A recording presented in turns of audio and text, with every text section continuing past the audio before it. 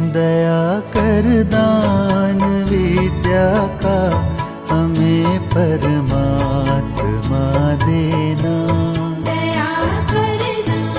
दया करना हमारी आत्मा में शुद्धता देना।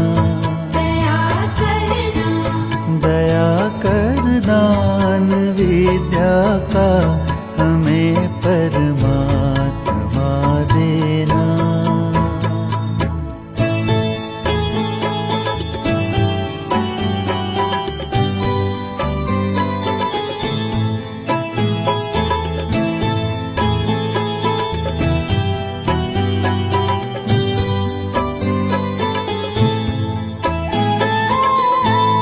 हमारे ध्यान में आओ, प्रभु आँखों में बस जाओ।